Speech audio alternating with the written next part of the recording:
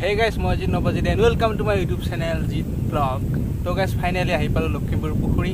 তো guys এতিয়া আপোনালোক পুখুৰীটো দেখুৱাম. তো প্লিজ ভিডিওটো সম্পূৰ্ণ শেষলৈ চাই থাকিব. আৰু ইয়াৰ পিছতে মই যাম বুঢ়ীনগৰ পুখুৰী. তো সেইটো পুখুৰীটো নেক্সট এটা ভিডিঅ'ত দেখুৱাম. তো তাৰ বিষয়ে বহুত জানিব লগা আছে, পুখুৰীটো চাব লগা আছে, কাৰণ সেই পুখুৰীটোৰ কিছুমান এনেকুৱা ৰীতি নীতি আছে যিবিলাক আপোনালোকে শুনিলে আচৰিত হৈ যাব. তো নেক্সট ভিডিওটো চাব আপোনালোকে. আজিয়ে বনাম মই ভিডিওটো, তো হয়তো আপলোড দিওঁতে একদিন দুদিন দেৰি হ'ব পাৰে. তো সেই ভিডিওটো চাব. তো বাৰু আজি ভিডিওটো চাই লওক.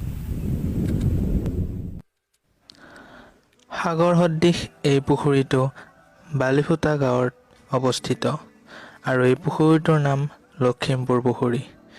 পুখুৰীটো কোচ ৰজা ধৰ্মনাৰায়ণৰ দিনত খন্দা বুলি জনশ্ৰুতি আছে আৰু সেই জনশ্ৰুতি মতে কোচ ৰজা ধৰ্মনাৰায়ণ এটা সময়ত তেওঁ বংগবিহাৰৰ কাৰণে এইফালেৰে ৰাস্তা বনাইছিল.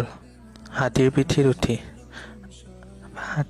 উঠি ৰাস্তা বনাই থকা অৱস্থাতে এসময়ত হাতীটো ৰৈ গৈছিল আৰু সেই ঠাইৰ পৰা হাতীটো কোনো পথ্যাই আগবঢ়া নাছিল. হাতীটো কিয় আগ নাবাঢ়ে বুলি তেখেতে অনুসন্ধান কৰিলে আৰু অনুসন্ধান কৰিবলৈ তেওঁ পুৰোহিত এজনক মাতি আনিলে আৰু পিছত গম পালে যে তাত এটা পীঠ আছে আৰু এই পীঠটো কামাখ্যাৰ পীঠ, পুৰোহিতজনে কোৱা মতে. আৰু ৰজাই ভাবিলে তাত এটা মন্দিৰ স্থাপন কৰিব লাগিব আৰু সেয়ে ৰজাই তাত এটা মন্দিৰ স্থাপন কৰিলে আৰু এই মন্দিৰটোৰ দায়িত্ব দিলে ভদ্ৰেশ্বৰ কছাৰী নামে এজন ব্যক্তিক. এয়া প্ৰায় 1600 খ্ৰীষ্টাব্দৰ কথা, যিটো আমি 1700 শতিকা বুলি জানো. ৰজাই মন্দিৰটোতো নিৰ্মাণ কৰিলে, এতিয়া তাত এজন পুৰোহিতৰ দৰকাৰ.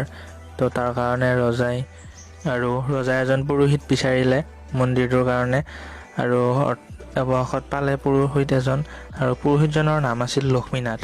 এটা কথা আমি অনুমান কৰিব পাৰোঁ যে সেই সময়ত পানীৰ অভাৱ আছিল আৰু মন্দিৰটোত যিহেতু পানীৰ প্ৰয়োজন আছিল আৰু সেই সময়ত সেই অঞ্চলটোত পানীৰো অভাৱ আছিল আৰু তাৰ কাৰণে ৰজাই এই অভাৱবোৰ পূৰণ কৰিবলৈ তাত এটা পুখুৰী খন্দাইছিল আৰু এই পুৰোহিতজনৰ নাম লক্ষ্মীনাথ আছিল কাৰণে এই ৰজাই পুখুৰীটোৰ নাম লক্ষীমপুৰ পুখুৰী নাম দিছিল. এই পুখুৰীটো খন্দাৰ পিছত মন্দিৰটোৰ লগতে এই বালিপুতা গাঁৱৰ গোটেই অঞ্চলটোৰ পানীৰ যি নাটনি সেয়া দূৰ হৈছিলে. তো গাইজ, এয়া আছিলে লক্ষীমপুৰ পুখুৰীটোৰ চমু ইতিহাস. আশা কৰোঁ আপোনালোকৰ পুখুৰীটোৰ বিষয়ে জানি ভাল লাগিল, আৰু যদি ভাল লাগিল প্লিজ ভিডিঅ'টো এটা লাইক কৰি দিব আৰু অলপ শ্বেয়াৰ কৰি দিব, আৰু যদি এনেকুৱা ভিডিঅ' বিচাৰে তেনেহ'লে কমেণ্ট কৰি জনাব, আৰু প্লিজ চেনেলটো ছাবস্ক্ৰাইব কৰি ল'ব, কাৰণ মই এনেকুৱা ভিডিঅ'বোৰ লৈ আহি থাকিম এতিয়াৰ পৰা. তো প্লিজ ছাবস্ক্ৰাইব কৰি দিব আৰু অনুৰোধ কৰিছোঁ ছাবস্ক্ৰাইবটো কৰি দিব. আৰু যিহেতু কষ্ট কৰি ভিডিঅ'বোৰ বনাওঁ বা অলপ কষ্টটো হয়ে বা পইচা খৰচ হয়, তো এইবিলাক পাহৰি যাওঁ. যদি ছাবস্ক্ৰাইবটো কৰি দিয়ে প্লিজ ছাবস্ক্ৰাইব কৰি দিব. তো গাইজ আজিৰ ভিডিঅ'টো ইমানতে শেষ কৰিলোঁ. তো নেক্সট ভিডিঅ'টো চাব. তো আজিলৈ ইমানে, বাই বাই.